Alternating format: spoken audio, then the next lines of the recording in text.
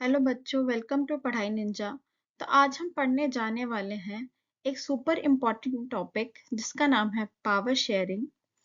ये चैप्टर 1 है democratic politics का। ये डेमोक्रेसी का फाउंडेशन होता है पावर शेयरिंग। आज के लेक्चर में हम रियल स्टोरीज, एग्जांपल्स और इंटरेस्टिंग कंपैरिजंस के थ्रू समझेंगे कि पावर शेयरिंग की जरूरत आखिर क्यों होती है। तो चलिए स्टार्ट करते हैं। सबसे पहले हम पढ़ेंगे कि आखिर पावर शेयरिंग क्यों जरूरी है। तो आप इमेजिन करिए कि क्लास में सिर्फ एक ही बच्चा सारे डिसीजंस ले रहा हूँ, बाकी सबको इग्नोर किया जा रहा हूँ। तो ऐसे में आपको क्या लगेगा? क्या लगेगा कि ये फेयर हो रहा है? सब लगेगा कि यार एक ही बच्चे को मॉनिटर बना दिया जा रहा है, बाकी किसी को तो कुछ भाव ही नहीं दे रहे हैं टीचर्स, है ना? तो सबको इस टाइम पे ऐसा इग्नोरेंस फील होगा, तो आपको फेयर बिल्कुल नहीं लगेगा। इसी तरीके से अगर एक कम्युनिटी पूरे कंट्री का पावर अपने हाथों में ले ले, तो प्रॉब्लम्स क्या हो जाएगी? क्रिएट होने लग जाएगी, प्रॉब्लम्स बढ़ने लग जाएगी। इसीलिए पावर शेयरिंग डेमोक्रेसी का एक बहुत इम्पोर्टेंट रूल है, ताकि सबको, सारी कम्युनिटीज, सारे रिलीजन के लोगों को, सारे जितने भी लोग हैं कंट्री में, उनको इक्वल वॉइस मिले, अपना इक्वल रिप्रेजेंटेशन मिले। तो और दूसरे तरीके से ये प्रिवेंट करता है कि लड़ाई ना हो लोगों में आपस में, है ना? पीस मेंटेन करता है और डेमोक्रेसी को स्ट्रांग रखता है। तो चलिए हम कुछ दो रियल स्टोरीज से कुछ लेसन पढ़ते हैं, क्या है, कुछ सीखते हैं पावर शेयरिंग के बारे में। तो हम जो रियल स्टोरीज पढ़ने वाले हैं, तो दो कंट्रीज के बीच में पढ़ने वाले हैं।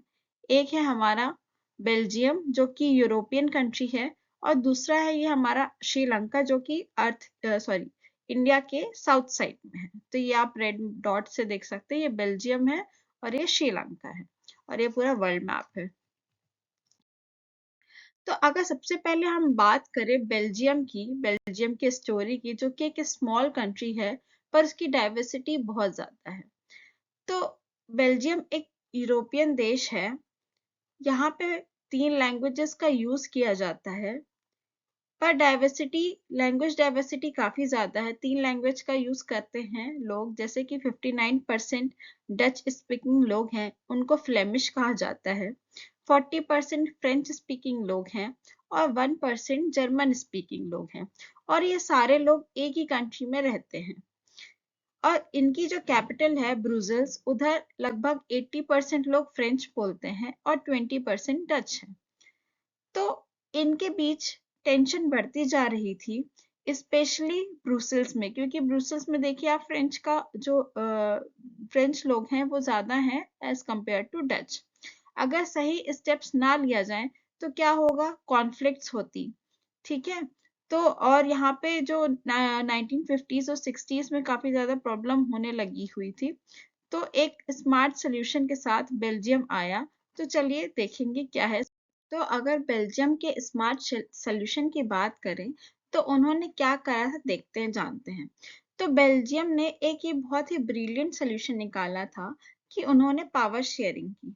सेंट्रल गवर्नमेंट में डच और फ्रेंच मिनिस्ट्रीज को इक्वल रिप्रेजेंटेशन दिया, मतलब जो फ्रेंच और डच ग्रुप थे उनको एक इक्वल ही रिप्रेजेंटेशन दिया हमारे सेंट्रल गवर्नमेंट में।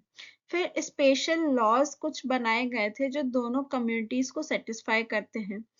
कम्युनिटीज गवर्नमेंट बनाए और स्टेट्स गवर्नमेंट को भी पावर दिया उन्होंने, है ना? Apart from central and states, एक सेपरेट कम्युनिटी गवर्नमेंट भी बनाई, जो कि लैंग्वेज, एजुकेशन और कल्चर पे ध्यान देती थी।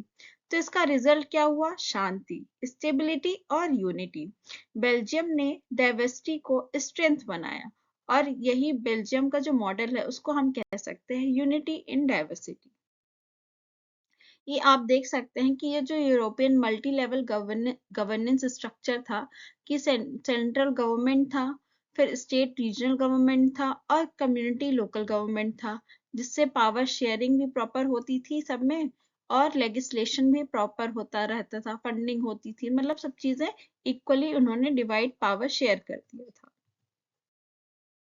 तो इंडिपेंडेंस के बाद, जो कि उनकी श्रीलंका की इंडिपेंडेंस 1948 में हुई थी, तो जो पॉलिटिकल लीडर्स थे, सिन्हला पॉलिटिकल लीडर्स थे, उनको ही एक्सटेंसिव कंट्रोल और मेजॉरिटी मिली। उनको ही प्रेफरेंस दिया जाता था हर चीज में, चाहे वो जॉब हो, चाहे एजुकेशन हो।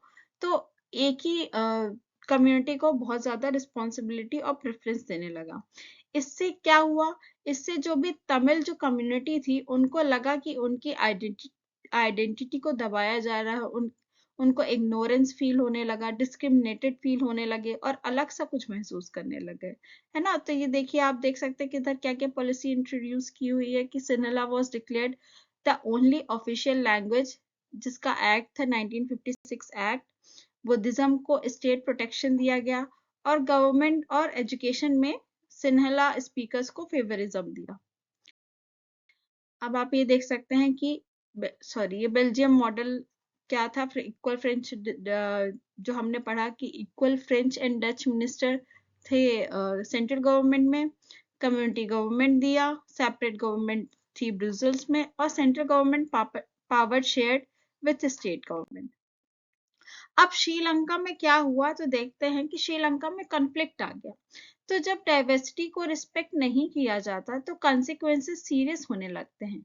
श्रीलंका में तमिल जो कम्युनिटी थी, उनका जो फ्रस्ट्रेशन था काफी ज्यादा बढ़ गया था, तो प्रोटेस्ट होने लगा, डिमांड्स बढ़े, और लास्ट में सिविल वॉर शुरू हो गई।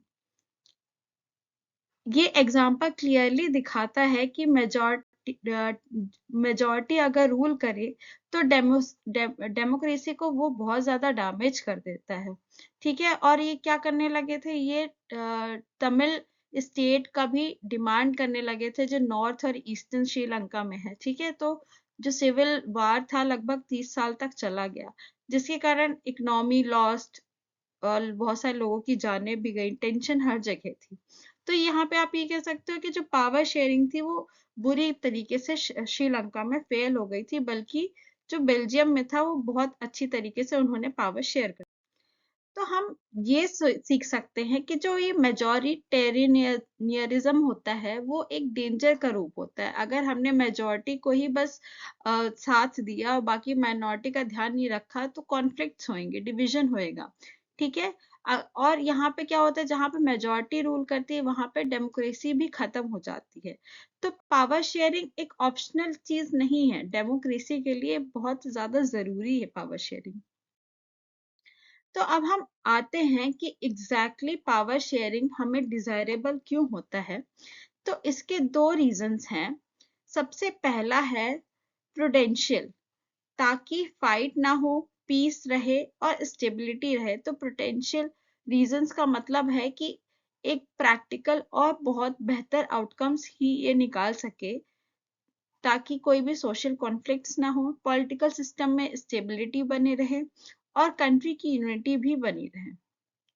दूसरा अगर रीजन है, तो ये है मॉरल रीजन, क्योंकि हर ग्रुप का राइट है कि वो डिसीजन मेकिंग में पार्टिसिपेट करे, और यही होता है ट्रू डेमोक्रेसी। तो यहाँ पे हर ग्रुप को इक्वली वॉइस रिप्रेजेंटेशन मिलता है। पार्टिसिपेशन का मतलब ट्रू डेमोक्रेसी होता है। और अगर हम डाइवर्सिटी को रिस्पेक्ट करते हैं, तो एक ट्रस्ट बिल्डअप होता है, जो जो भी जितनी भी कम्युनिटीज हैं किसी भी कंट्री में। अब हम जानेंगे कि फॉर्म्स ऑफ पावर शेयरिंग क्या होती है, कि हम किस किस तरीके से पावर को शेयर कर सकते हैं। तो जो पावर शेयरिंग है, अलग अलग तरीके से हो सकती है। सबसे पहले देखें तो among different levels of government. तो आप जैसे इंडिया में देख सकते हो कि इंडिया में जो हमने एक सेंट्रल गवर्नमेंट होती है, एक स्टेट गवर्नमेंट होती है, और तीसरी होती है लोकल गवर्नमेंट। तो हमने जो पावर शेयरिंग है, एक सेंट्रल लेवल पे किया, स्टेट गवर्नमेंट में किया, और फिर लोकल में किया। ठीक है, तो लोकल में आपका पंचायत हो गया, म्यूनिसपैलिटीज हो गया, जिसको हम नगर निगम वगैरह कहते हैं। स्टेट्स में स्टेट का होता ही है, और सेंट्रल में यूनियन गवर्नमेंट हो गया। तो ये हमारे सबसे पहले हो गए कि हमने अलग अलग लेवल्स में हमने पावर शेयर कर दिया।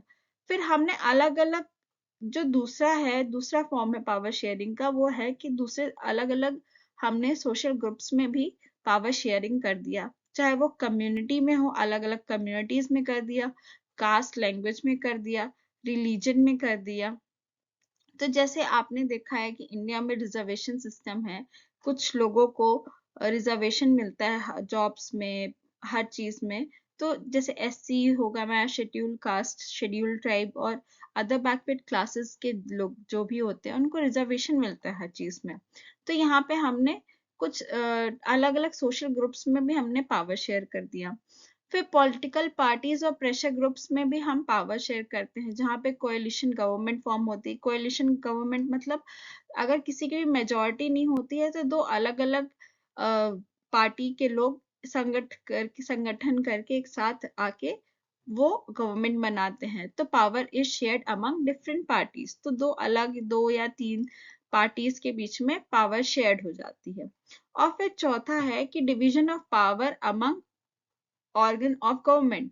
तो जो गवर्नमेंट के 3 ऑर्गन्स हैं यहाँ पे, सॉरी आपको मेरी फोटो के कारण दिख नहीं रहा होगा, चलिए मैं इसको ये हटा देती हूँ कि लेजिस्लेचर, एग्जीक्यूटिव, जुडिशरी में ये पावर शेयरिंग होता है। तो ये तीनों ग्रुप्स में यहाँ पावर शेयरिंग हो जाता है, जिसके कारण चेक्स होता है एक दूसरे, जैसे जुडिशरी है जो हमारे जितने भी कोर्ट्स वगैरह है वो अंडर जुडिशरी आते हैं। तो ये प्रॉपर चेक कर सकती है कि कोई भी घपला तो नहीं कर रहा है, कोई करप्शन तो नहीं कर रहा है, और एक बैलेंस बना रहता है पावर शेयरिंग का।